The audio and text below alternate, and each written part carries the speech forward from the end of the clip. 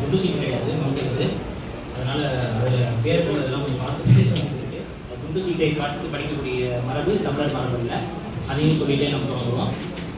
இப்போ புறநானூற்று பறையர்கள் அப்படிங்கிற ஒரு புத்தகம் ஐயா எரிமலை ராமச்சந்திரன் அவர்கள் எனக்கு வந்து கொடுத்தாரு. அந்த புத்தகம் என்பது ஒரு 150 பக்க புத்தகம். என்கிட்ட அதை கொடுக்கும் பொழுது என்ன சொல்லி கொடுத்தாருன்னு பார்த்தீங்கன்னா, இது பறையர் சமூகத்தை பற்றி ஒரு அறிமுக நூல் அப்படின்னு சொல்லி தான் என்கிட்ட கொடுத்தாரு.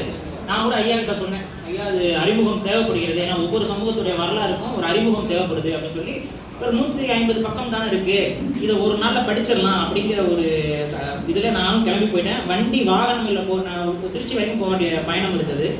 போகும்போது படிச்சுட்டு போயிடலாம் அப்படின்னு சொல்லி அந்த புத்தகத்தை எடுத்துகிட்டு போனேன்.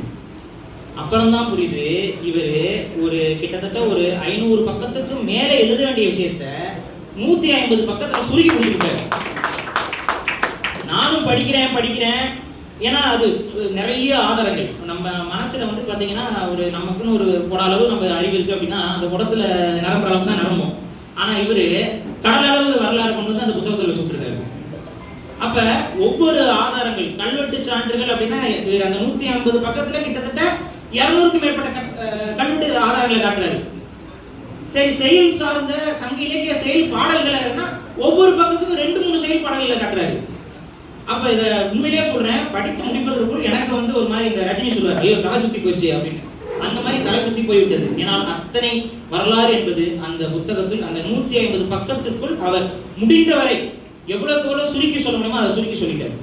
இல்லை இன்னொன்று கவனிக்கத்தக்க ஒரு விஷயம் என்னன்னா, இல்லை முன்னாடி வந்து இங்கே வந்திருக்கக்கூடிய எல்லாருக்கும் வணக்கத்தை தெரிவித்துக் கொள்கிறேன். அதில் மிக முக்கியமாக ஐயா வினோத் அவர்கள் தெரியும், ஆதித்தமிழர் அப்படிங்கிற இயக்கத்தில் தொடர்ச்சியாக நான் வந்து இந்த தமிழ் தேசிய அரசியலுக்குள்ள நுழையிற காலகட்டத்திலிருந்து ஐயாவை பார்த்து கொண்டிருக்கிறேன். தொடர்ச்சியாக பல போராட்டங்கள், அது வந்து ஒரு சமூகத்திற்கான போராட்டங்கள் மட்டுமல்ல, ஒட்டுமொத்த தமிழ் தேசிய அரசியலுக்கான போராட்டத்திலையும் தன்னை தொடர்ச்சியாக ஆட்படுத்தி கொண்டவர். ஐயா ஏர்போர்ட் மூர்த்தி ஐயா வந்திருக்கிறாரு. உங்களுக்கே தெரியும், அவரும் காமாட்சி நாயுடுன்னு ஒருத்தர் இருக்காரு. அவங்களுக்கு நடுவில் நடக்கக்கூடிய அந்த உரையாடலை வந்து ஹெட்செட்டை போட்டு கேட்பேன். நான் வெளிப்படையாக கேட்க முடியாமல் ஹெட்செட்டை போட்டு கேட்பேன். நடுவில் டைமிங்கில் அப்படியே ஒரு நகைச்சுவை அடிச்சுட்டு போயிட்டே இருப்பார். ஐயா வந்திருக்காரு, அம்மா குயிலி நாச்சியார் அவர்கள் வந்திருக்கிறார்கள். தமிழ் தேசிய பயணத்தில் ஒரு பெரிய கட்சியில் பயணப்பட்டு அதற்கப்புறம் வெளியில் வந்தும் அவர்கள் தொடர்ச்சியாக தமிழ் தேசிய அரசியலுக்காக தான் நீங்கள் வந்தோங்கிறதுக்காக தொடர்ச்சியான தமிழ் தேசிய பயணத்தை வந்து காட்டுறாங்க. ஐயா ராசாகிருஷ்ணன் அவர்கள் வந்திருக்காரு, சாரங்கபாணி ஐயா வந்திருக்கிறாங்க. எல்லாருமே என்னை விட அனுபவத்தில், வயதில், கொள்கை பிடிப்பில் எல்லாத்தை விட மூத்தவர்களாக இருக்கிறார்கள். இவர்களுக்கு மத்தியில் நம்ம பேசுவதற்கு ஒரு பெரும் பாக்கியம் நமக்கு இருக்கு. அந்த அடிப்படையில் நம்ம தொடங்குறோம். இன்னும் நமக்கு எல்லாருமே வேண்டப்பட்டவர்கள் தான். யாராவது பேரில் விடுபட்டு போயிருந்தால் மன்னித்துக் கொள்ளுங்கள். அடுத்த கூட்டத்தில் நம்ம கண்டிப்பாக பேசிடுவோம். இப்போ அடிப்படையில் இந்த புத்தகத்துடைய நான் இப்போ பேசும்போது நான் கவனிச்சுட்டு வந்தேன், நிறைய பேர் புத்தகத்தை பற்றி ஃபுல்லாக பேசிட்டா நமக்கு வேற எதை பேசுறது அப்படிங்கிற ஒரு சந்தேகம் இருந்தது. நல்ல வேலை நிறைய பேர் புத்தகத்துக்குள்ள போல ஸ்பாய்லர்ஸ் விட்டுறக்கூடாது, அதாவது ஒரு படம் வரும் பொழுது ஸ்பாய்லர் வந்துடக்கூடாதுப்பாங்க. அந்த படத்தை பார்த்து நான் எல்லாம் வரமாட்டேன். அப்படி அந்த புக்கில் இருக்கிறது என்ன இருக்கோ எனக்கு புரிந்த அத்தனையும் நான் நீங்கள் பதிவு செய்யணும்னு ஒரு முடிவு கொடுத்துட்டேன், சொல்லிட்டு தான் போகிறது. இப்போ அந்த புத்தகத்தில் அடிப்படையாக நிறைய பேர் அந்த புத்தகத்தோட முகப்பை போட்ட உடனே என்கிட்ட கேட்ட கேள்வி, பறையர்கள் என்றால் பெரிய ரை வள்ளின நகரம் தானே வரும், இந்த பறையர்கள் சொல்லி சின்ன ரை போட்டு எழுதியிருக்கிறாங்களே ஏன் அப்படிங்கிற ஒரு கேள்வி வந்து இருந்தது. அதுதான் அந்த புத்தகத்துடைய ஒரு அடிப்படை நாதமே, அந்த ஒட்டுமொத்த புத்தகத்துடைய கருத்தே அந்த கேள்வியில தான் இருக்கு. ஏன் அப்படின்னு பார்த்தீங்கன்னா, பறையர் அப்படிங்கிற நம்ம எல்லாருக்குமே ஒரு சொல்லப்பட்ட வரலாறு, சொல்லிய வரலாறுன்னா பறை என்ற இசைக்கருவியை அடித்ததால் அவர்கள் பறையர்கள் அப்படிங்கிற ஒரு யதார்த்தமான ஒரு சொல்ல வந்து தொடர்ச்சியா நம்ம சொல்லிட்டாங்க. அது உண்மையானு கேட்டால் அது உண்மை கிடையாது. கொஞ்சம் நம்ம அறிவை பயன்படுத்தி யோசித்து பார்த்தால், ஒரு இசை கருவியை இசைக்கக்கூடிய மக்கள் எப்படி ஒரு பெரும்பான்மை சமூகமாக இருக்க முடியும்? ஒரு அவங்களுக்கு தொழில் வந்து இசைக்கருவி தான் அப்படின்னா அவங்க எப்படி பெரும்பான்மையாக இருக்க முடியும்? ஊருக்கு ஒரு குடும்பம் இசை குடும்பமாக இருக்கலாம், ஊர்ல ஒரு குடும்பம் இருக்கிறாங்க. இப்ப நம்ம வந்து பாத்தீங்கன்னா நாதஸ்வரம் வாசிக்கக்கூடியவர்கள் இருப்பாங்க, எல்லா ஊர்லயும் ஒரு குடும்பம் இருக்கும். அவர்கள் அவர்கள் குடிவழியாக இசை கச்சேரிகள் செய்து கொண்டே வருவார்கள். அவர்களுக்கு என்ற ஒரு தனித்த மரியாதை இருக்கிறது. ஆனால் ஊருக்கு ஒருவர் தான் அந்த தொழிலை செய்ய முடியும், பல பேர் அதை செய்ய முடியாது. அது ஒரு குடும்பம் தான் இருக்கும். ஆனா பறையர்கள் தானே ஊராகவே இருக்கிறார்கள். அப்படி இருக்கும்போது எப்படி ஒரு தொழிலை மட்டும் செய்திருக்க முடியும்? இந்த கேள்விலாம் எனக்கு ஆரம்ப காலகட்டத்திலிருந்து உறுதி கொண்டிருந்த கேள்விகள். அப்புறம் தான் எனக்கு புரிஞ்சது, இது இந்த ஒரு சமூகத்திற்கு 2 பெயர்கள், அதாவது சின்ன ரக வல்லின ரகம் மெல்லின ரகம் ரெண்டையும் போட்டு எப்படி ஒரு பெயர் இருக்க முடியும்? அப்படி ஏதோ ஒரு வரலாற்று திருப்பியோ ஏதோ ஒரு குழப்பம் இருக்குது. இதை பயன்படுத்தி ஏதோ ஒரு சதி நடந்திருக்குங்கிறது எனக்கு உறுத்தி கொண்டே இருக்க ஒரு கேள்விதான். அந்த கேள்விக்கான பதில் இந்த புத்தகத்தில் முழுமையாக இருக்கிறது. வரை என்றால் வரையர்கள், வரை என்றால் மலைத்தொடர் என்று பொருள். வரைனா மலை. அந்த மலைத்தொடரில் வாழ்ந்த மக்கள் தான் வரையர்கள் என்று அழைக்கப்படுகிறார்கள். அந்த வரை அதுக்கு அடுத்து பறையர்கள் என்று வரப்போது. அது மட்டும் இல்லாமல் பறை என்றால் நம்ம சொல்றோம்ல, நாங்களாம் எவ்வளவு பெரிய பரம்பரை தெரியுமா, எவ்வளவு பெரிய பரம்பரை தெரியுமா? பறை என்பது நமது மூதாதை பெண்ணை குறிக்கக்கூடியது. ஆதி மனிதர்கள் ஒரு பெண்ணிடம் இருந்து தான் வந்திருக்காங்க. நம்ம எல்லாமே சொல்லலாம், ஆண் பெண் சேர்ந்தாதான் இன்னும் அப்படின்னா சொல்றோம். ஆனா ஆண் பெண் சேர்வதற்கு முன்பாகவே உயிர் உருவாகுது பாத்தீங்களா? அங்கேயே பெண் மட்டும்தான் இருக்கு, ஆண் கிடையாது. அங்கே பெண் மட்டும்தான் இருக்கு. அந்த பெண்ணால் ஆணுடைய தயவே இல்லாமல் இனப்பெருக்கம் செய்யக்கூடிய உயிரினங்கள் இன்னும் இருக்கு. ஒரு சில உயிரிகள்லாம் பாத்தீங்கன்னா எந்த ஒரு தயவும் கிடையாது, அதுவே பிரிஞ்சுக்கும், அதுவே உயிர் பெருக்கம் செய்யப்படும். அப்ப பெண் என்ற அந்த பாலினம் தான் மூத்த பாலினம். அதனாலதான் நமக்கு பாத்தீங்கன்னா தேவையில்லாத மார்பகங்கள், நிப்பிள்ஸ் இதெல்லாம் எதுக்கு இருக்கு? ஆண்களுக்கு அது தேவையற்ற உறுப்புகள். ஆனால் ஆண்கள் பெண் என்ற உடம்பில் இருந்து சில மாற்றங்களோடு உருவானவன் தான் ஆண். பெண்ணுடைய உடலில் இருந்து சிறு மாற்றங்களோடு உருவானவன் தான் ஆண். ஆண் தனித்த ஒரு இதான் உருவாகல ஆரம்ப காலகட்டத்தில். அப்ப பெண் தான் முதன்மை. இதை தமிழர்கள் உணர்ந்திருந்தார்கள். இந்த மனித நாகரிகம் தோன்றும் போது ஆண் பெண் என்ற அந்த பாலினம் என்றால் உறுதியாக்கப்பட்டு விட்டது. ஏன்னா மனிதருக்கு முன்பாக இருந்த பரிணாமத்திலேயே அந்த ஆண் பெண் என்றெல்லாம் வந்துவிட்டது. ஆனால் தமிழருக்கு இந்த உயர்ந்த மெய்யியல் தெரிந்திருக்கிறது, பெண் என்ற அடிப்படை. அப்ப பெண்ணை தான் அவங்களுடைய மூதாதையராக முன்னிறுத்தி கொண்டே இருந்தார்கள். அப்படி முன்னிறுத்தப்பட்ட ஒரு பெண் தான் பறை, பரம்பரை. அதுல பரன் என்பது ஆண், பறை என்பது பெண். அந்த பறை என்றவள் அவளிடமிருந்து தொடர்ச்சியாக அவளுடைய அடையாளத்தையே தாங்கி வந்து கொண்டிருக்கக்கூடிய ஒரு சமூகம், ஒரு இனம் பறையர்கள். இதற்கு இந்த விளக்கத்தை அவர் கொடுத்திருக்காரு இந்த புத்தகத்துல. அதுக்கு அடுத்து நீங்க பாத்தீங்க அப்படின்னா இந்த இசைக்கருவி, இதுல இந்த இசைக்கருவியால் ஏற்பட்ட ஒரு பெயர், அதுல ஏற்பட்ட குழப்பம் என்பது அது ஒரு தவறான குழப்பம்லாம் கிடையாது. ஏன்னா அந்த சொல்லுமே புகழ்மிக்க சொல் தான், அதுக்குமே எந்த ஒரு தாழ்வும் கிடையாது இந்த சமூகத்துல. பறை என்றால் மொழி, ஐயா சொல்லியிருந்தார், சாரங்கமணி ஐயா சொன்னது போல பறை என்றால் மொழி, பேசுதல். முதலில் பறைதல் என்றால் பேசுதல். அப்ப முதலில் பேசியவர்கள் யார் அப்படின்னா அந்த அடையாளத்தோட இருக்கிறார்கள் பறையர்கள். அது நாகர் அப்படின்னு சொல்லுவோம். இப்ப கூட ரஞ்சித் அவர்கள் படத்துல பாத்தீங்கன்னா நாகர்னு சொல்லி காமிச்சிருக்காரு. நிறைய கருத்து முரண்பாடுகள் இருக்கு. ஆனா அந்த ஒரு கருத்து உண்மை. தமிழர்கள் யாரு? நாகர்கள் தான். நாகர்கள் வேறு, தமிழர்கள் வேறு கிடையாது. தமிழர்களுடைய பேருக்கு முந்தைய பெயர், அந்த முந்தைய பெயர் நாகர்ங்கிற பெயர். அந்த நாகர், பறை இது எல்லாமே ஒரே தொடர்புடைய சொற்கள் தான். அந்த நாகர்னா மொழியை முதலில் பேசியவர்கள், பறையர்கள் என்றால் மொழியை முதலில் பேசியவர்கள். அப்ப முதன்மையானவர்கள், முதலில் பேசியவர்கள். அப்ப நாங்க யாரு, நீங்க யாரு? எல்லாருமே பறையர்கள் தான். யாரெல்லாம் இங்கே பறைந்து கொண்டிருக்கிறோமோ, யாரெல்லாம் பேசிக் கொண்டிருக்கிறோமோ அத்தனை பேரும் பறையர்கள். இந்த பறையர் என்ற இந்த மூத்த தமிழ் சமூகத்துடைய மூத்த குடி, அந்த குடியில இருந்துதான் எல்லா தமிழின குடிகளும் கொஞ்சம் கொஞ்சமா கிளைத்து வருகிறார்கள். இது ஏன் கிளைத்து வருகிறார்கள் சொன்னா, பால் இருக்கு. இந்த பால் நீங்க ஒரு விஷயம் பண்ணுவேன், அது பாத்தீங்கன்னா தயிராக மாறும், தயிர் மோராக மாறும். மோருக்கு ஒரு தனி குணம் இருக்கு, தயிருக்கு ஒரு தனி குணம் இருக்கு, பாலுக்கு ஒரு தனி குணம் இருக்கு. இப்ப பாலும் தயிரும் ஒண்ணுன்னா ஒண்ணு கிடையாது, ஒரு மாற்றம் இருக்கு. ஆனால் பாலில் இருந்து தான் வந்தது தயிர் என்பது எல்லாருக்குமே தெரியும். தயிர் தானா முளைச்சிடாது. அதே போல பறையர் என்ற இந்த ஆதிக்குடியில் இருந்து வந்ததுதான் மற்ற சமூகங்கள் அத்தனையும். என்கிட்ட ஒரு கேள்வி வைப்பாங்க, நீங்கள் நத்தமான் உடையார் என்று சொல்லிக் கொள்கிறீர்கள், ஆனால் பறையர்கள் வரலாற்றை நீங்கள் பேசிக் கொண்டிருக்கிறீர்கள், நீங்க ஏன் பறையர் என்று போட்டுக் கொள்ளக்கூடாது? உங்க அப்பா பேர் என்ன? உங்க அப்பா பேர் அவர் சொன்னாரு ஒரு பேர், அந்த பேர் அது நான் கூட என் தம்பி ஒருத்தன் சொல்லிவிட்டான், திராவிட வண்டியில போகும்போது சொல்லிவிட்டான். உங்க அப்பா பேர் என்னன்னு அப்படின்னா அவங்க அப்பா பேர் சொல்லியிருக்காரு. உங்க தாத்தா பேர் என்னன்னு அப்படின்னா அவங்க தாத்தா பேர் சொல்லியிருக்காரு. ஏன் உங்க தாத்தா உங்களுக்கு அப்பா கிடையாதான்னு கேட்டு விட்டுட்டான். ஏன் உங்க தாத்தா உங்க தாத்தா பேர் நீங்க போட்டுக்கலாம்ல, அவர்கிட்ட இருந்தாலும் எப்படி இருந்தாலும் வந்தீங்க, தாத்தா பேர் போட்டுக்கலாம்ல. இல்ல, உனக்கு ஒரு பேர் இருக்கு, உங்க அப்பாவுக்கு ஒரு பேர் இருக்கு, அவங்க தாத்தாவுக்கு ஒரு பேர் இருக்கு. அதேதான் இங்க எனக்கு ஒரு அடையாளம் இருக்கிறது, எனக்கு மூதாதைகளுக்கு ஒரு அடையாளம் இருக்கு, அவர்களுக்கு மூதாதைக்கு ஒரு அடையாளம் இருக்கு, அவர்களுக்கும் ஒரு மூதாதைக்கு ஒரு அடையாளம் இருக்கு. அந்த அடையாளம் தான் பறையர் அடையாளம். அந்த வாழ்வியல் மாறாமல் இங்க நினைச்சா அவங்க எல்லாம் இங்க மாறிட்டாங்கன்னா அப்ப இவங்க எல்லாம் இருக்கிறாங்களே இவங்க என்ன அப்படின்னு கேட்கறாங்க நிறைய பேர். அது அப்படி புரிஞ்சுக்கொள்ள கூடாது. அந்தந்த வழி. இப்ப எடுத்துக்காட்டுக்கு ஒரு மருத்துவம் என்ற ஒரு படிப்பு வருகிறது. அந்த படிப்புல ஆரம்ப கட்டத்துல ஒரு வளர்ச்சி இருக்கும், அதுக்கு அடுத்து ஒரு வளர்ச்சி இருக்கும், அதுக்கு அடுத்து ஒரு வளர்ச்சி இருக்கும். அதுல நிறைய கைனகாலஜிஸ்ட் அந்த காலஜிஸ்ட் எல்லாம் சொல்றாங்கல்ல. ஆனா பொதுவா அவர்கள் யாரு? அவங்க டாக்டர்ஸ் தான். அதுல ஒவ்வொருத்தரும் தனித்துவம் பெற்று வருகிறார்கள். அந்த மாதிரி தனித்துவம் பெற்று வந்த உள்ளவர்கள் அவங்க சொல்றாங்கல்ல, இந்த துறையில் நான் வல்லவன், இந்த துறையில் நான் வல்லவன், அவங்க பிரிந்துக்கிறாங்க பாருங்க. அது மாதிரியான ஒரு பிரிவு தான். இதற்கு பின்னாடி ஏற்றத்தாழ்வோ ஒரு எந்தவித கோபமோ தாபமோ எதுவுமே கிடையாது. எல்லா தமிழர்களுக்கும் நாம் எங்கிருந்து வந்தோம் என்ற வரலாறு ஒரு 500 ஆண்டு காலம் வரைக்கும் தெரிந்து கொண்டிருந்தது. அந்த 500வது காலகட்டத்தில் வெளியிலிருந்து வந்தான் ஒருவன், அவன் நம்மை மேலே ஏறி ஆளணும்னு நினைச்சான். அப்ப பிரித்தாளும் சூழ்ச்சி என்றது அவனுக்கு தேவைப்பட்டது.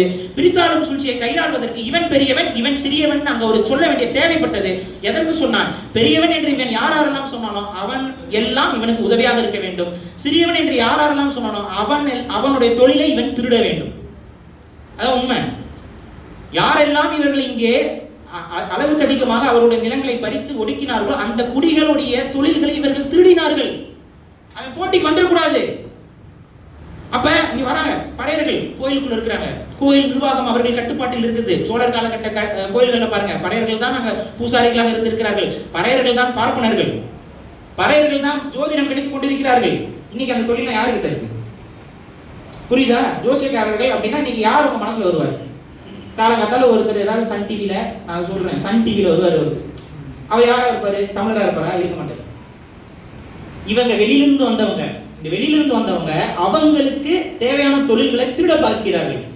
அப்படி திருட பார்க்கும் பொழுது யாரெல்லாம் அந்த தொழிலை வைத்திருந்தார்கள் பார்க்கிறாங்க. அந்த தொழிலை எடுத்துக்கொண்டு இவர்கள் அந்த இடத்தில் அமர்ந்தார்கள். இப்ப அரசருக்கு ஆலோசனை சொல்லக்கூடிய இடத்தில் இருந்த பறையர்கள் எல்லாம் அப்புறப்படுத்தப்பட்டார்கள். அப்ப கண்டிப்பா ஒரு ரெசிஸ்டன்ஸ் இருக்கும், ஒரு எதிர்ப்பு இருக்கும். அங்க இருக்கக்கூடிய பறை சமூகம் எதிர்த்து போராடி இருக்கும். போராடிய பறையர்கள் கொல்லப்பட்டார்கள். கொல்லப்பட்டு அதற்கப்புறம் உயிர் தப்பியவர்கள் போதும். ஏன்னா அவங்களுக்கு தெரியும் இது பாளையக்காரர்களோட ஆட்சி பாத்தீங்கன்னா முழுக்க படைகள். எத்தனையோ தமிழ் குடிகள் அதுல வெளிப்படையா சொல்லணும்னா தமிழ்நாட்டில் பாதிக்கப்படாத குடின்னு ஒண்ணு கிடையவே கிடையாது. ஒரு குடி ஒரு இடத்துல ஆண்ட பரம்பரையாக இவர்களுக்கு சாதகமாக இருக்கிறது என்றால் அது அந்த குடியுடைய தலைவர் அந்த காலகட்டத்தில் ஒரு சமரசம் செய்து கொண்டான். இன்னைக்கும் நம்ம எல்லா குடிகளிலும் சில தலைவர்கள் சமரசம் செய்து கொண்டு ஆட்சி அதிகாரத்தில் இருக்கிறாங்கல்ல. அவங்க சொல்வதெல்லாம் கேட்டுக் கொண்டிருப்பார்கள். ஒரு கார் பந்தயம் ஓடினா கூட கார்கள் நன்றாக ஓடுகிறது, சக்கரங்கள் நன்றாக சுழற்கிறது. இதை சுழற்றியவர்கள் திராவிடர்கள். இந்த திராவிடத்திற்கு கிடைத்த வெற்றி அப்படின்னு சொல்லிட்டு தந்தை பெரியார் மட்டும் இல்லை என்றால் இங்கே கார் யாராவது ஓட்டி இருக்க முடியுமா? வாகனம் யாராவது செலுத்தி இருக்க முடியுமா? தந்தை பெரியார் வந்தால் தான் நீ நான் சமூக சமமா கார் ஓட்டுற அப்படின்னு சொல்லிட்டு மழுப்பிட்டு போயிட்டு இருக்காங்க. சில நம் இனத்தை சார்ந்த, நம் ரத்தத்தை சார்ந்த நம் சகோதரர்கள், நமக்காக நிற்க வேண்டியவர்கள், நமக்காக பேச வேண்டியவர்கள் சமாளித்துக் கொண்டு அதிகாரத்தை அனுபவிக்கிறார்கள். அவ்வாறு சமாளித்துக் கொண்டு அதிகாரத்தை அனுபவித்தது தான் கடந்த 500 ஆண்டு கால சில ஆண்டைகள். சில தமிழ் ஆண்டைகளும் இருக்கவே செய்கிறார்கள் சமாளித்துக் கொண்டு. இப்ப ஆனா மனசுல தூங்கும் போது ஒரு குற்ற உணர்ச்சியோட தான் அவங்க தூங்கியிருப்பாங்க. இன்னைக்கு இருக்கவர்களும் இரவில் தூங்கும் பொழுது எவ்வளோ பெரிய குடியை சார்ந்த நாம் இன்னைக்கு இவர்களிடம் கூலக்கும்பிடு போட்டு எவ்வளோ பெரிய புலமையை, எவ்வளோ பெரிய போராட்டங்களை செய்த நாம் இன்னைக்கு புதுசாக முளைச்சு வராங்க. பல நிதிகள் வந்து கொண்டே இருக்கிறது, முளைத்து வருகிறது நிதிகள். உதயநிதி, இன்ப நிதி, துன்ப நிதினு ஏதோ வந்துகிட்டே இருக்கு. அந்த நிதிகள் எல்லாருக்கும் கைகட்டி இவர்களுக்கு தான் ஆளுமை இருக்கிறது என்று சொல்ல வேண்டிய கட்டாயம், தேவை, ஒரு உறுத்தல் இருந்து கொண்டு இருக்கும். அந்த உறுத்தல் உங்களுக்கு இருக்குன்னு எங்களுக்கு நன்றாக தெரியும். அதை விட எந்த சமூகத்தை விடுதலை பெறுவதற்காக நாம் இங்கே அரசியல் பேச வந்தோமோ, எந்த சமூகத்துடைய உரிமை இங்கே நிலைநாட்டப்பட வேண்டும் என்பதற்காக நாம் அரசியல் பேச வந்தோமோ, எந்த சமூகத்தின் பெயர் என்பது எனக்கு இழிவல்ல, அதன் அடையாளம் என்று இரட்டைமலை சீனிவாசன் ஐயா அவர்கள் சொன்னார்களோ அந்த சமூக பெயரை யாராவது தூக்கி கொண்டு வந்தால் அவர்கள் செருப்பால் அடியுங்கள் என்று ஒரு தலைவர் பேசினார். அந்த தலைவருக்கு வாக்கு செலுத்துவது யார் என்றால் அதே சமூகம். அந்த சமூகம் எந்த சமூகம்? இந்த சமூகம். எனக்கு புரியல. அந்த சமூகத்தை வாக்குகளை வாங்கிதான் அரசியலில் நீங்கள் நிற்கிறீர்கள். ஆனால் அந்த சமூக அடையாளம் உங்களுக்கு ஏன் கொடைச்சுவை தருகிறது? ஏன் உங்களால் பெருமையோடு சொல்லிக் கொள்ள முடியவில்லை? திருமாவளவன் யார்? நான் ஒரு பறையர் என்று ஏன் அவங்களால் சொல்ல முடியல? பாரிசாலம் சொல்றாங்க, குயிலினாச்சியர் அவங்க சொல்றாங்க, ராதாகிருஷ்ணன் அவர்கள் சொல்றாங்க, நாங்கள் எல்லாம் பறையர் குடியே கிடையாது, அதிலிருந்து கிளைத்த குடி. நாங்கள் கூட சொல்லினோம் நாங்கள் பறையர்கள் என்று. ஆனால் உங்களால் சொல்ல முடியவில்லை. சொல்பவர்களையும் வந்தால் செருப்பால் அடிங்கள் என்று சொல்கிறார். ஆனால் அதற்கு பதிலாகத்தான் புறநானூற்று பறையர்கள் என்ற புத்தகத்தை வடிவமைச்சிருக்கிறாருன்னு தோணுங்க. ஏன் அப்படின்னா வேறு வடிவமைச்சது வரைக்கும் பரவாயில்ல, புறநானூற்று பறையர்கள் போட்டு அதுக்கு முன்னாடி ஒரு போட்டோ போட்டிருக்காரு பாருங்க. ஒரு பறையர், ஒரு வீரர், கையில் ஒரு ஈட்டி, ஒரு யானை மேலே ஏறிட்டு வராரு. இது எனக்கு என்னமோ யாரையும் நீங்க மனசுல வச்சுட்டே பண்ண மாதிரி இருக்கு. யாரையும் மிரட்டும் தொழில அந்த போஸ்டர் இருக்கு. அப்ப இதுதான் புரிதல், நம்மளுடைய இன அடையாளம், நமக்கு பெருமை. ஏன்னா பெருமை இல்லாத ஒரு விஷயத்தை நீங்கள் செய்ய மாட்டீர்கள், அதை போற்ற மாட்டீர்கள், அதை ஒரு அடையாளம்னு சொல்லிக்க மாட்டீங்க. இப்போ ஒரு என்னோட அடையாளம், நான் வந்து கொஞ்சம் ஒரு ஹைட் கம்மியாக இருக்கேன், நான் மிக ஹைட் கம்மியாக இருக்கிறேன் அப்படின்னு சொல்ல மாட்டேன். அது ஒரு பெருமைக்குரிய விஷயமாக எனக்கு தெரியாது. ஆனால் குடி அப்படி கிடையாது. அந்த குடி வந்து பெருமைக்குரிய ஒரு விஷயம், எல்லாருக்குமே அது பெருமைக்குரிய விஷயம். நம்ம முன்னோர்கள் எல்லாமே அது பெருமைக்குரிய விஷயம் தானே. உங்கள் தாத்தா உங்களுக்கு பெருமைக்குரியவரா லீவுக்கானவரா? எல்லாருமே பெருமைக்கானவர். ஆனால் அதை நீங்கள் சொல்லக்கூடாது, அதை நீங்கள் பேசக்கூடாது. அதை பற்றி பேசுவது, அதை பற்றி அது சார்ந்த விவாதங்களை எழுப்புதல், எப்படி ஒடுக்க எல்லாம் ஒடுக்கிட்டான் எப்படி ஒடுக்கிட்டான் எவருமே சொல்லல, யாருமே சொல்லல. எப்படி ஒடுக்க முடியும்? ஒரு பெரும் கூட்டமாக இருக்கிறார்கள், அவர்களை ஒடுக்கி விட்டார்கள். ஒரு டைரக்டர் சொல்றாரு, ஒரு மாபெரும் சூழ்ச்சியின் அடிப்படையில் அப்படின்னு பேசுறாரு. அந்த மாபெரும் சூழ்ச்சி என்ன? அந்த சூழ்ச்சி எங்க நடந்துச்சு? அதுக்கான ஆதாரம் என்ன? சொல்றது இல்ல. எங்கெங்கயோ சுத்திட்டு போறாங்க, பௌத்தத்துக்கு போறாங்க, எங்கெங்கயோ போறாங்க. அப்பதான் புரிஞ்சது, இவர்கள் மறைப்பது ஒரு கிட்டத்தட்ட ஒரு 500 ஆண்டு கால வரலாற்றை கஷ்டப்பட்டு மறைக்கிறாங்க. ஏன் அவ்வளவு கஷ்டப்பட்டு மறைக்கணுமா? ரொம்ப வெளிப்படையா தெரியுது. பூலித்தேவனுடைய இது விழாவுக்கு இங்க 144 தடை. பூலித்தேவனுடைய விழாவுக்கு 144 தடைங்க. பூலித்தேவன் சாதியவாதியா? பூலித்தேவன் இந்த நாட்டுடைய விடுதலைக்காக போரிட்டவன். அவனுடைய விழாவுக்கு எதற்கு 144 தடை போடுவது திமுக அரசு. அதே திமுக அரசு திருமலை நாயக்கர் விழாவிற்கு எந்த தடையும் போடல, வாழ்த்து சொல்லுது. ஏன்? வீரத்தோடு இருக்கக்கூடிய பூலித்தேவன் அன்னைக்கு ஒரு 6 பேக் பாடியோடு இருக்கக்கூடிய பூலித்தேவனுடைய விழாவிற்கு நீங்கள் தடை போட்டுவிட்டு தொப்பை நாயக்கருடைய விழாவிற்கு நீங்கள் அனுமதி கொடுக்கிறீர்கள் என்றால் என்ன காரணம்? யாருக்கான அரசு இது? தமிழர்களுக்கான அரசா இது? வடுகர், தெலுங்கர், அதை சொன்னா அவங்களுக்கு கோச்சுக்கான திராவிடர். வேற என்ன? திராவிடம்னா தெலுங்கர் தான், வேற ஒண்ணும் இல்லை. உங்களுக்கு சந்தேகம் என்றால் திராவிட matrimony.com போங்க. தெலுங்கு பிராமணர்கள் தான் திராவிடர்கள், வேற யாரும் கிடையாது. அதனாலதான் இப்ப நீங்க யோசிக்கலாம், சில திராவிட இயக்க தோழர்கள் பிராமண எதிர்ப்பு பேசுவாங்க. அது ஆண்களுக்கு மட்டும்தான், பிராமண ஆண்களுக்கு மட்டும்தான் எதிர்ப்பு. பிராமண பெண்களுக்கு என்னைக்குமே எதிர்ப்பு கிடையாது. அவங்க குடும்பங்களுக்குள்ள பிராமண பெண்களோடு தான் அவங்க வந்து சாதியை ஒழிப்பார்கள். இதான் அப்படி வாழ்ந்துட்டு இருக்கிறாங்க. இவர்கள் உண்மையாக பிராமண எதிர்ப்போ, இவர்களுக்கு உண்மையாக ஆரியம் சார்ந்த ஒரு இதோ எதுவுமே கிடையாது. அவர்களுக்கெல்லாம் உண்மையாக இருந்திருந்தால் தெலுங்கு என்ற மொழி எவ்வாறு உருவாயிருக்கும்? சமஸ்கிருத கலப்பு ஏற்பட்டதால் தானே தெலுங்கு. மலையாளம் எப்படி உருவாயிருக்க முடியும்? சமஸ்கிருத கலப்பு ஏற்பட்டதால் தானே மலையாளம். கன்னடம் எப்படி உருவாயிருக்க முடியும்? சமஸ்கிருத கலப்பு ஏற்பட்டதால் தானே கன்னடம். அவர்கள் உண்மையாகவே அந்த ஆரியனை எதிர்த்து நிற்பாட்டவங்கிற அந்த ஒரு துணிவு, அந்த தெளிவு இருந்தால் அவர்கள் அதை செய்திருப்பார்களா? அவர்கள் அதை செய்ய தவறிவிட்டார்கள். அவர்களுக்கு அடையாளத்தை இழந்து விட்டார்கள். ஏதோ ஒரு காலத்தில் தமிழர்களாக வாழ்ந்தவர்கள் தான் அடையாளத்தை இழந்து இன்னைக்கு மாறி மருவி இன்னைக்கு தமிழர்களுக்கு எதிரான பகையாகவே மாறி நிற்கிறார்கள், சுற்றி பகையாக மாறிவிட்டார்கள். அப்ப இந்த வரலாறு என்பது தேவையாக இருக்கிறது. இதுல என்னன்னா, தமிழர்லாம் ஒன்று கூடினாதான் இவர்கள் எல்லாம் நாம் வெற்றி கண்டு தமிழ்நாட்டை தமிழர் ஆள முடியும்னு நம்ம சொல்றோம். அப்ப தமிழர்லாம் ஒன்று கூடுதலுக்கு நமக்கு இங்க தேவை என்னன்னு பாத்தீங்கன்னா, தமிழராக ஒன்று கூடணும். தமிழராக ஆமாங்க, தமிழராக ஒன்று கூடணும், தமிழராக ஒன்று, எல்லாம் தமிழராக. அப்பதான் ஒருத்தன் நான் நடுவில் கேட்கேன், யார் தமிழர் அப்படின்ட்டான். யாருமே பதில் சொல்லல. பதில் சொல்றதுக்கு தயங்குறாங்க. தமிழ் தேசியம் பேசுறோம், தமிழ்நாட்டை தமிழர் ஆளணும்னு பேசுறோம், இவரெல்லாம் தமிழர் இல்லைன்னு சொல்றோம். எப்படி கண்டுபிடிச்சீங்க? எதை வச்சு கண்டுபிடிச்சீங்க? இந்த ஒரு பக்கம் வந்து பாத்தீங்கன்னா சாதிகள் இல்லையடி பாப்பா அப்படின்னு சொல்லி பேசிட்டு இருக்கிறது, சாதிகளை ஒழிக்கணும்னு பேசுறது, அதுக்கப்புறம் இந்த பக்கம் இடஒதுக்கீடு வேணும்னு பேசுறது. எனக்கு இதுதான் இன்னைக்கு வரைக்கும் புரியல. சாதிகளை ஒழித்து விட்டால் இடஒதுக்கீடு எப்படி தருவ? சொல்லு, யாராவது சொல்லு. சாதிகளை ஒழிச்சிட்டோம், சாதி ரீதியான இடஒதுக்கீடு எப்படி தருவ? அப்ப இடஒதுக்கீடு வேண்டாமா? நான் சொல்றேன், இடஒதுக்கீடு வேணும். தமிழ் சமூகம் மட்டும் இல்லை, இந்தியாவில் இருக்கக்கூடிய அத்தனை பழங்குடி சமூகங்களுக்கும், இந்தியாவில் இருக்கக்கூடிய அத்தனை பூர்வகுடி சமூகங்களுக்கும் ஒரே தீர்வாக இருக்கக்கூடியது இடஒதுக்கீடு தான். இடஒதுக்கீடு விட்டுற முடியாது. அப்ப அந்த இடஒதுக்கீடு எதை வச்சு கொடுக்குற? இவர் இப்படி இருக்கிறாரு, இவருக்கு மூக்கு இப்படி இருக்கு, இவருக்கு வாய் இப்படி இருக்கு, இவருக்கு மீசை இப்படி இருக்கு, அதனால இவர் அப்படின்னு சொல்ல போறியா? இவர் இந்த குடியில பிறந்திருக்காரு, இவர் பறையர், இவருக்கு ஒரு இது, இவர் வன்னியர், இவருக்கு ஒரு இடஒதுக்கீடு, இப்படிதானே கொடுக்க முடியும். அப்ப சாதியெல்லாம் ஒழிச்சுட்ட எப்படி இடஒதுக்கீடு கொடுப்ப? அப்ப சாதியை ஒழிக்கணும், இல்ல சாதிக்கு இடஒதுக்கீடு கொடுக்க கூடாது, ரெண்டும் எதிரெதிராக நிற்பார்கள். ஆனா நோக்கம் என்னன்னு பார்த்தா, இந்த பக்கம் பிராமணர்களும் என்ன சொல்றாங்க, இடஒதுக்கீடு கூடாதுமாங்க, இவர்களும் இடஒதுக்கீடு கூடாது என்பதற்காக தான் இப்படி ஒரு கதை.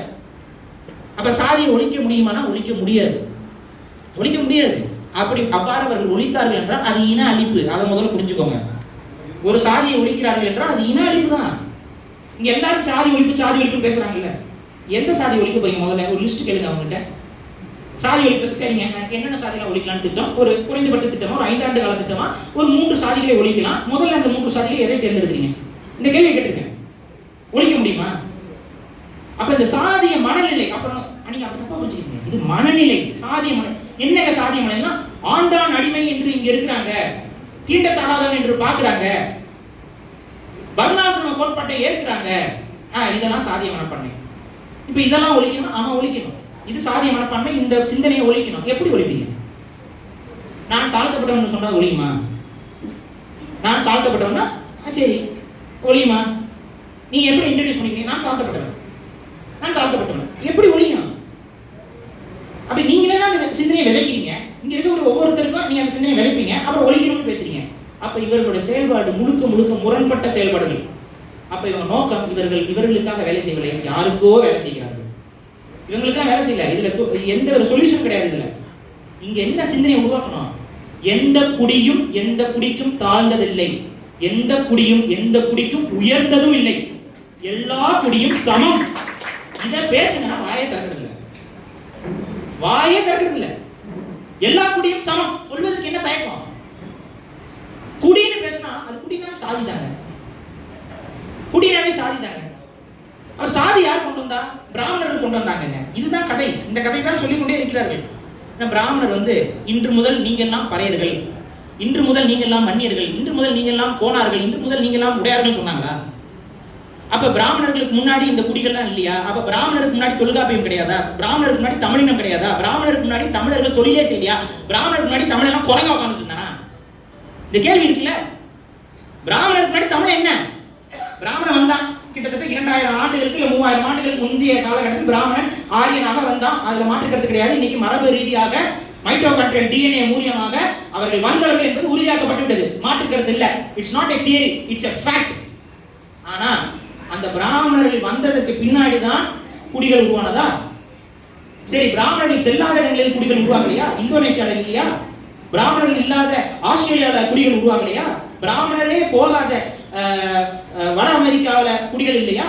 எல்லா உலகத்தில் மனிதன் எங்க இருந்தாலும், எங்கெல்லாம் மனிதன் வேட்டையாடலாம், என்னைக்கு ஒரு பசிக்குது எனக்கு, நான் போய் ஒரு மான வேட்டையாட போறேன், என்னைக்கு அவன் பிள்ளையோ வேலையோ தூக்குனாலும் அன்னைக்கே அவன் வேட்டுவ குடி ஆயிட்டான். அவன் வேட்டுவ குடிதான். மொழி மாறலாம், ஆனா எல்லா பக்கம் வேட்டுவ குடிகள் இருந்தது. குடி உருவாகிவிட்டது. குடி என்பது தொழில் வழியாக மனித நாகரிகத்துடைய ஒரு வளர்ச்சி. இது ஒரு ஹிஸ்டரி, இது ஒரு அட்ரஸ், நமக்கான ஒரு அட்ரஸ், முகவரி. அதற்காக இதில் பெருமைப்படுவதற்கு ஒன்றும் இல்லை. இதில் வரலாற்றை தெரிந்து கொள்வதுதான். ஏன்னா உன்னுடைய வரலாறை நாம் இழந்தோம் என்றால் நமக்கான அரசியலை நம்ம உணர முடியாது. அப்ப அந்த இடைப்பட்ட காலகட்டத்தில் இங்கே உள்ள வந்தவர்கள் வராங்க. எல்லா தமிழனும் பெரிய அளவில் பணம் படைத்தவனாக இருக்கிறான், பொருளாதாரம் படைத்தவனாக இருக்கிறான்.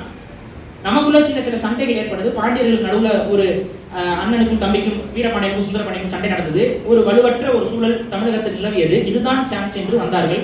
அவர்கள் நம்மை காக்க வரவில்லை, நம்மை பாதுகாக்க வரவில்லை, சனாதனத்தை காக்க வந்தோம் என்றெல்லாம் அது பொய்கள், கட்டுக்கதைகள். அதெல்லாம் யாரும் நம்ப தேவையில்லை. சனாதனத்தை காக்கணும், இஸ்லாமிய படையெடுப்பை எதிர்த்து அது இஸ்லாமியர்களிடமும் தமிழ்நாட்டை காப்பாற்றுறதுக்காக தான் வந்தோம் அப்படின்னா, அன்னைக்கு இஸ்லாமிய ஃபிளைட் பிடிச்சா வந்தான் தமிழ்நாட்டுக்கு? இவன் ஊரை தாண்டி தான் வந்தான். போற வழியில கேட்டுப்பான் தமிழ்நாடு எங்க இருக்குன்னா அக்கறை உண்டுன்னு சொல்லிட்டு இவன் போய் கொள்ளையடிச்சுட்டு போன அடுத்த நிமிஷம் உள்ள வந்துட்டான். ஏன்னா அந்த நேரத்துல ஒரு படை அடிச்சு நம்ம வீழ்ச்சி அடைச்சிருக்கோம் அப்படின்னா, வீழ்ந்திருக்கோம் அப்படின்னா படைபலம் குறைஞ்சிருக்கும், குழப்ப நிலை இருக்கும். அந்த குழப்ப நிலையை தங்களுக்கு சாதகமாக பயன்படுத்தி கொண்டு தமிழகத்திற்கு வந்தார்கள். இஸ்லாமிய படையெடுப்பு நடந்தது, வந்தார்கள், கொள்ளையடித்தார்கள், சென்றார்கள். ஒரு 40 ஆண்டு காலம் மட்டுமே இஸ்லாமிய ஆட்சி என்பது தமிழகத்தில் நிலை பெற்று இருந்தது. மற்றபடி அடுத்த 500 ஆண்டுகள் தொடர்ச்சியாக வடுகர்கள், தெலுங்கர்களுடைய ஆட்சி தான் தமிழ் மண்ணில் நடந்தது. அந்த வடுகர்கள், தெலுங்கர்கள் ஆட்சி தமிழர்களுடைய உழைக்கக்கூடிய மக்கள் யாரெல்லாம் தமிழர்களுக்காக உழைத்துக் கொண்டிருந்தார்களோ, அவர் உழைப்பு என்பது யாரிடம் இருந்ததோ அவர்களை எல்லாம் அடிமையாக்கினார்கள். யாரெல்லாம் பகைக்க கூடாதுன்னு அவனுக்கு ஒரு விஷயம் இருக்கும்ல, இவனை பகைக்க கூடாது, இவனை பகைக்க கூடாது. ஏன்னா எங்கெல்லாம் கன்சாலிடேட்டா மக்கள் வாழ்றாங்களோ, அது ஒரு பெருங்கூட்டமாக ஒரே பகுதியில் மக்கள் வாழ்கிறார்கள் என்றால் அவர்களை எல்லாம் அழிப்பது, அவர்களை ஒடுக்குவதுங்கிறது கொஞ்சம் கஷ்டமா இருக்கும். அப்ப அவங்களெல்லாம் நண்பராக எப்படி பயன்படுத்திக் கொள்வது? உனக்கு நான் இதெல்லாம் செஞ்சிருக்கேன், என் கூட சண்டைக்கு போடாது. அதுலயும் சில தலைவர்கள் அவர்களை எதிர்த்து போரிட்டார்கள். அவர்களை வீழ்த்தி விட்டு அங்க ஒரு துரோகி இருக்க செய்வான், எவனா ஒரு துரோகி இருப்பான், அவனை கூப்பிட்டு வச்சு அவனுக்கு பதவிகளை கொடுத்து நமக்குள்ள சண்டை வேண்டாம், இதோட நிப்பாட்டிக்குவோம், எனக்கு கட்டுப்பட்டு நீரு அப்படிங்கிற ஒரு ஒப்பந்தம் என்பது நடந்து கொண்டது. அவ்வாறு ஒப்பந்தங்கள் ஒரு சில குடிகள் அவர்களுடைய தலைவர்கள் செய்து கொண்டார்கள். அதன் மூலமாக அவர்களுடைய சமூகம் என்பது பெரிய அளவு ஒடுக்கப்படவில்லை. ஆனால் அவர்களும் ஒடுக்கப்பட்டார்கள். வேற இடங்கள்ல ஒரு பகுதியில் அவர்கள் ஒடுக்கப்படாமல் இருக்கலாம், வேறொரு பகுதியில் அவர்கள் ஒடுக்கப்பட்டிருப்பார்கள். பகுதி சார்ந்த ஒடுக்குமுறை என்பது இருந்தது தமிழ்நாட்டில். வட தமிழகத்தில் இருக்கக்கூடிய ஒரு சில மக்கள் இங்கே ஆண்டை குடிகளாக இருப்பார்கள். அவர்களே தென் தமிழகத்துக்கு பார்க்கும் பொழுது அவர்கள் அடிமை குடிகளாக இருப்பார்கள். ஏன்னா பிரித்தாளும் சூழ்ச்சி என்பது அவ்வாறு தான் இருந்து கொண்டிருந்தது. அப்போ இவங்க எல்லாத்தையும் ஒடுக்கிறாங்க. ஒடுக்கிட்டு அவங்க என்னென்ன தொழிலாம் பார்க்குறாங்க, நெசவாளர்கள் பார்க்குறாங்க. இப்போ ஐயா சொல்லும் பொழுது சொன்னார், நெசவு பறையர்களை பற்றி குறிப்பு இந்த புத்தகத்தில் இருக்கு. எனக்கு அது புதிய செய்தி. பறையர்கள் நெசவாளர்களாக இருந்தாங்க என்று எனக்கு தெரியாமல் தான் இருந்தது. பறையர்கள் நெசவு பறையர்கள் இருந்தாங்க. உழவு பறையர்கள் பற்றி நம்ம படிச்சிருப்போம். விவசாய குடிகளாக உழவு பறையர்கள் இருந்தாங்க. தங்கலான் பறையர் நம்ம இப்போ எல்லாருமே தெரிஞ்சிருக்கோம். ரஞ்சித் அவர்கள் அதை எடுத்து படம் எடுத்து காமிச்சிட்டாரு. அரிப்பறையர்கள் நம்ம கேள்விப்பட்டிருப்போம்.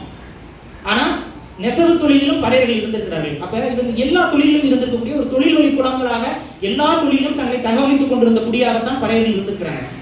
நெசவாளர்கள் கொஞ்சம் கொஞ்சமாக ஒடுக்கப்பட்டார்கள். இங்கே நெசவாளர்கள் இருக்கும் பொழுதே எதுக்கு சௌராஷ்டிரில் கொண்டு வரணும்? இங்கே ஆடை தொழில் இருக்குது. ஆடை உற்பத்தி செய்யக்கூடிய விஷயம் என்பது நடந்து கொண்டிருக்கிறது. ஒரு ஃபாரின் இன்வெஸ்ட்மெண்ட் தானே. இன்னைக்கு சொல்கிறோம்ல, உள்நாட்டு உற்பத்தியாளர்கள் இருக்கும்போது வெளிநாட்டுக்காரர்களோட இன்வெஸ்ட்மெண்ட் பண்ணுறதுன்னா என்ன? அந்த உள்நாட்டுக்காரர்களோட உற்பத்தியை தடை செய்வதற்கு ஈக்குவல் தானே அது. அதான் நடந்திருக்கு. நெசவாளர்களுடைய தொழிலை முடக்குகிறார்கள். ஜோசியம், ஜாதகம் இதெல்லாம் பறையர்கள், பண்டாரர்கள், வள்ளுவ சாதுக்கள் இவங்கெல்லாம் செய்து கொண்டிருந்தது எல்லாத்தையும் ஓரம் கட்டி விடுறார்கள். நம்ம கோயில்கள், பண்டாரர்களிடம் அந்த கோயில்கள் பறிக்கப்படுகிறது, பறையர்களிடம் அந்த கோயில்கள் பறிக்கப்படுகிறது. பல கோயில்கள் அவர்கள் எடுத்துக்கொள்கிறார்கள். அதெல்லாம் எல்லாமே அதிகாரத்தை பயன்படுத்தி, ஆயுதத்தை பயன்படுத்தி. இன்னைக்கு கழுத்தில் கத்தி வச்சு ஒருத்தர் மிரட்டுறான் அப்படின்னா அது எத்தகையதோ அத்தகைய போக்குதான் அவர்கள் கடைபிடித்தார்கள். கடைசியில் என்னாச்சு? எல்லா மக்களிடம் வந்து உரிமைகள். அடுத்து பெரும்பான்மையாக நாம் இழந்தது நிலம். நிறைய பேர் புரிஞ்சுக்கிறீங்க. அன்னைக்கு சோழர்கள் காலகட்டத்தில், பாண்டியர்கள் காலகட்டத்தில், சேரர்கள் காலகட்டத்தில் எல்லாம் ஊராட்சி முறை என்பது இருந்தது. அங்க நிலம் மக்களுக்கு சொந்தம், மன்னனுக்கு சொந்தம் இல்ல. மன்னனுக்கு நிலம் சொந்தமே அல்ல. மன்னன் அந்த நிலத்துடைய வரி உரிமையை மட்டுமே பெற்றிருந்தான். நல்லா கவனிக்கணும். தமிழ் மன்னர்கள் நில உடைமையாளர்களாக இருந்ததல்ல, அவர்கள் வரி பெறக்கூடிய உரிமையை மட்டுமே பெற்றிருந்தார்கள். அந்த வரியை கலெக்ட் பண்றது, அந்த வரி இவருக்கு கொடு, அந்த வரி அவருக்கு கொடுன்னு தான் சொல்லுவார். அவர் அந்த நிலத்துக்கு உரிமையாளராக அவர் சொல்லிக் கொண்டதில்லை. அங்கே ஊராட்சி இருக்கும், ஊராட்சி தலைவர்கள் இருந்தாங்க, குடையோலை முறை இருந்தது. ஒரு ஆரம்ப காலகட்ட ஜனநாயக முறையை சோழர்கள் கடைபிடித்தார்கள். இதுதான் தமிழர்களுடைய ஊராட்சி முறை. அதையெல்லாம் ஒழித்து விட்டு பாளையப்பட்டு முறை வருகிறது. பாளையப்பட்டு முறையில் மக்களுக்கு நிலம் இல்லை, சொந்தம் இல்லை. மக்களுக்கு நிலம் இல்லை. எல்லா நிலமும் விஜயநகர பேரரசுக்குரியது. அப்ப நம்மளா யாரு? நீங்கள் எல்லாம் கூலிகள். அதுக்கு முன்பெல்லாம் வந்து பார்த்தீங்கன்னா ஒரு 10 மூட்டை நெல் நமக்கு வருதுன்னா அந்த 10 மூட்டை நெல்ல ஒரு மூட்டையோ இல்லை 2 மூட்டையோ நம்ம அரசனுக்கு கொடுத்துருவோம் வரியா. மற்ற அத்தனை மூட்டையும் என்கிட்ட இருக்கும். ஆனா அதுக்கு மாறி பாளையப்பட்டு முறை வந்தது பொழுது 10 மூட்டை நெல்லும் அவருக்கு. உனக்கு என்ன தேவை? நீ வாழ்ற என்ன தேவை? ஒருபடி அரிசியா வாங்கிட்டு போ. நிலவுடைமையாளராக இருந்த சமூகங்கள் பலவும் நிலமற்றவர்களாக மாறினார்கள். இன்னைக்கு நில உடைமை சமூகம்னு சொல்லிக்கிட்டு இருக்கக்கூடிய பல சமூகங்கள் உண்மையில் நில உடைமை சமூகம் அல்ல. நான் தெளிவா சொல்லிக்கிட்டு என்னுடைய சமூகமும் கூட பிற்காலத்துல, அதாவது வெள்ளையர்கள் வந்த காலகட்டத்தில் உழைப்பினால காட்டை திருத்தி அதிலிருந்து நிலங்களை எடுத்துக்கொண்டோம். விவசாய நிலங்களாக நஞ்சை பூமியாக இருந்த தஞ்சை டெல்டா பகுதி, திருச்சி பகுதிகள், இதுல இருந்த இன்னைக்கு அங்கெல்லாம் யார் இருக்கா? அங்க விவசாய சங்கங்கள் தலைவர்கள் யார் இருக்கா? நீங்க போய் பாருங்க, தெரிஞ்சிடும் உங்களுக்கு. 1000 ஏக்கர் 2000 ஏக்கர் என்ற நிலப்பரப்புகள் எல்லாத்தையும் அவர்கள் வைத்துக் கொண்டிருந்தார்கள். கடைசி வரைக்கும் அவங்க தான் வச்சிருந்தாங்க. அதெல்லாம் இல்லாம விரட்டி விடப்பட்ட முன்னோர்கள். இப்ப எனக்கெல்லாம் குலதெய்வம் அரியலூர்ல இருக்கு, என் ஊர் திண்டுக்கல்ல இருக்கு, தர்மத்துப்பட்டி. எப்படி ஏதோ ஒரு காலத்துல எங்க முன்னோர்கள் விரட்டி விடப்பட்டிருக்கிறாங்க. என்னுடைய குடும்ப வரலாறு, என்னுடைய சமூக வரலாறு என்னது, ஊர்ல என்ன சொல்றாங்கன்னு பாத்தீங்கன்னா, அங்க ஒரு கோட்டை, இன்னொரு கோட்டை அமைத்துக் கொண்டு காட்டில் வாழ்ந்தார்கள் போட்டிருக்கு. காட்டுல இருந்திருக்கிறாங்க. யானைகள் சூழ்ந்த காடு திண்டுக்கல் பகுதியில, அந்த காட்டை அழிச்சு திரும்ப விவசாய பூமியாக மாற்றி அப்புறம் தான் விவசாயம் செய்ய ஆரம்பிச்சிருக்காங்க. அப்ப ஏதோ ஒரு காலகட்டத்தில், அநேகமாக ஒரு 16ஆம் நூற்றாண்டு இல்ல 17ஆம் நூற்றாண்டு காலகட்டத்தில் அரியலூர், பெரம்பலூர் பகுதியிலிருந்து எனது முன்னோர்கள் விரட்டி விடப்பட்டிருக்கிறார்கள். எதனால? யாரால் விரட்டி விடப்பட்டிருப்பாப்ப? அப்படி வந்துதான் திரும்ப ஒரு காட்டை பிடிச்சி அந்த காட்டுல ஒரு ஊரை உருவாக்கி இருக்காங்க. இதுதான் வரலாறு. இன்னைக்கு பல சமூகங்களுக்கு அதான் வரலாறு. யாராருக்கெல்லாம் குலதெய்வம் உங்க சொந்த ஊர்ல இல்லாம வேற ஊர்ல, வேற டிஸ்ட்ரிக்ட்ல இருக்கோ அத்தனை பேரும் உங்க முன்னோர்கள் ஏதோ ஒரு போரில், எப்படி ஈழத்தமிழர்கள் இன்னைக்கு உலகம் முழுக்க பரவி தஞ்சம் அடைந்து கொண்டிருக்கிறார்களோ அதே போல நமது முன்னோர்களும் அந்த காலத்தில் தஞ்சம் அடைந்தவர்களே. நாங்களும் அகதிகள் தான். இன்னைக்கு திமுக ஐடி சொல்லுதுல, அகதி, நாங்களும் அகதிகள் தான். என்னுடைய தாய் நிலம்னு அப்படி பார்த்தா என்னோட முன்னோருடைய தாய் நிலம் குலதெய்வம் தானே. என் குலதெய்வங்கிறது என்னோட முப்பாட்டன், ஏதோ ஒரு கால முப்பாட்டன். அவன் அரியலூர்ல இருக்கான். ஆனா நான் எங்க இருக்கேன்? திண்டுக்கல் மாவட்டத்தில் இருக்கேன். எவ்வளவு தூரம் என்னோட முன்னோர்கள் கடந்து வந்திருக்காங்கன்னு பாருங்க. இது எல்லா சமூகத்திற்கும் பொருந்தும், எல்லா குடும்பத்திற்கும் இது பொருந்தும். நமது மண்ணில் இருந்து, நம்ம தாயகத்திலிருந்து உயிருக்கு பயந்து அச்சப்பட்டு விரட்டி அடிக்கப்பட்டிருக்கிறோம். எல்லா குடிகளுக்கும் இது பொருந்தும். அப்ப இங்க ஒடுக்கப்பட்டவர், தாழ்த்தப்பட்டவர் என்றால் யார்? தமிழர்கள் தான். அதனாலதான் தமிழ்நாட்டை தமிழரால் ஆள முடியல. நீங்க தமிழ்நாட்டை தமிழர் ஆளணும்னு பேசும்பொழுதுதான் அவர்கள் வன்முறைவாதிகளாகவும் இது ஒரு அடிப்படை ஜனநாயக உரிமை. என் குடும்பத்துக்கு நான் தலைவனாக இருக்கணும், இல்ல பக்கத்து வீட்டுக்காரன் நான் தான் தலைவனாக இருப்பேன் வரேன். இது எவ்வளவு பெரிய அவமானம் நமக்கு, எவ்வளவு பெரிய இழுக்கு. பக்கத்து வீட்டுக்கார நீ பக்கத்து வீட்டுல போ, நீ வரியா வந்தியா ஏதோ விழாக்கு வந்தியா பொங்கல் உண்டே ஏதோ உண்டே கொடுக்கலாம் சாப்பிட்டு இரு, பிரச்சனை இல்லை. ஆனா உன் குடும்பத்தையே நான் தான் வழி நடத்துவேன், உன் குடும்பத்துக்கு நல்லது கிடையாது நான் தான் பண்ணுவேன், உன் குடும்பத்தில் இன்னைக்கு உன் வீட்டு பெண்கள் ஜாக்கெட் போடுறாங்க அதுக்கு நான் தான் காரணம்னு சொல்றியே. அவன் ஜாக்கெட் போடாம போனதுக்கு காரணம் யாரா? உன் முன்னோர் தானடா, உன் முன்னோர் தானே. ஜாக்கெட்டை போட்டது நீ வந்து சொன்ன, சரி ஜாக்கெட்டை புடுங்கினது யாரு? புடுங்கினது யாரு? நான் தான் பார்க்கலானே. என்னுடைய ஓவியங்கள்ல, சோழர் கால ஓவியங்கள்ல, பாண்டியர் கால ஓவியங்கள்ல ரவிக்கையை பற்றியான குறிப்புகள் இருக்கு. ரவிக்கை இருக்கு, போட்டிருக்காங்களே, அங்க இருக்கக்கூடிய ஆடல் மகள் எல்லாம் போட்டிருக்காங்களே. எப்படி காணாம போச்சு? நீ என்ன அடிமைப்படுத்தின. கண்ணு முன்னாடி இருக்க வரலாறு தான் கேரளத்தில். கேரளத்தில் என்ன பண்ணாங்க? திருவாங்கூர் சமஸ்தானம் என்ன பண்ணுச்சு? அங்க மார்பு கச்சை போட்டிருந்தாங்க. மார்பு கச்சை, அது ஜாக்கெட் கிடையாது, மார்பு கச்சை. மார்பு கச்சை போடக்கூடாதுன்னு சொல்லி ஒரு இது. அப்ப நீ தான் என்னை அடிமையாக்கினாய். என்ன வந்து வேணும்னே என் சமூகத்தை, தமிழ் சமூகம் இவர்கள் என்ன எல்லாத்திலையும் பண்பட்டவனா இருக்கான், இவன் பண்பட்டவனா இருக்கக்கூடாது, இவனுடைய கல்வியை புடுங்கிட்டான், கல்வியை படிக்க கூடாதுன்னு சொல்லி தடுத்துட்டான். சமண கல்வியற்றோம்னா அதுதான். கல்வியை பறிப்பதற்காக நடந்த விஷயங்கள் தான் அத்தனையும். கல்வியை பறித்து விட்டு என்னை அறிவற்றவர்களாக மாற்றி அந்த தொழில் வழி மட்டும் மாட்டிடுச்சு. அந்த தொழிலை வந்து பறிக்கணும். அவங்கள வெளியில இருக்க தொழில் செய்யக்கூடிய ஆட்களை கொண்டு வந்து குடியமர்த்தலாம். நம்மளோட தொழிலை விட நீங்க பாருங்க, குயவர் இருக்காரு, தமிழ் குயவர்கள் இருக்கிறாங்க, ஊருக்கு இருக்கிறாங்க. ஆனா கன்னடத்தை தாய்மொழியாக கொண்ட குயவர்கள் எப்படி வந்தாங்க? தமிழ்நாட்டுல எப்படி வந்தாங்க? குடியமர்த்தினா, திட்டமிட்ட குடியேற்றம். நெசவாரிகள் இருக்கிறாங்க, அதுக்கு சௌராஷ்டிரா இருக்கு. அப்படி இந்த பக்கம் வாங்க. ஒவ்வொரு சமூகத்திற்கும் இணையான வேற்று குடிகளை கொண்டு வந்து குடியமர்த்தி இன்னைக்கு அவர்களுக்குள்ளேயும் குழப்பத்தை ஏற்படுத்தி இன்னைக்கு அவர்களை வரலாற்றை மாற்றி புராணங்கள் எழுதி வச்சு இவன் தமிழன் இல்ல, தமிழர்கள், தமிழ் குடியை சார்ந்தவர்கள் தமிழர்கள் தான். யார் தமிழர் இல்லையா? யார் தமிழர் அப்படின்னா ஆதித்தமிழர்னு ஒரு குரூப் அழைப்பு, அவர்தான் தமிழர், ஆதித்தமிழர். கேட்டா அதியமான் வம்சம் நாங்கள். எப்படிங்க சொல்றீங்க? நாங்க பாருங்க அதியர், அருந்ததியர். நீ அருந்ததியர் என்றால் நீ இது வரைக்கும் நட்சத்திரத்தை வச்சு தான் சொல்லிட்டு இருந்த. அருந்ததி நட்சத்திரத்தை வச்சு ஏதோ புராணம் சொல்லிட்டு இருந்த. இன்னைக்கு அதியர்னு வருதான். அந்த அதியர் யாருன்னா அதியமானுடைய வம்சமா. எதுக்கு இந்த பொய் வரலாறு? வீட்டில் தெலுங்கு, இப்ப அது தெலுங்கு கிடையாது, அது தமிழுக்கு மூத்த வடிவமா. பாத்தீங்களா? தெலுங்கு வந்து தமிழுக்கு மூத்த வடிவமா பேசுறாங்க.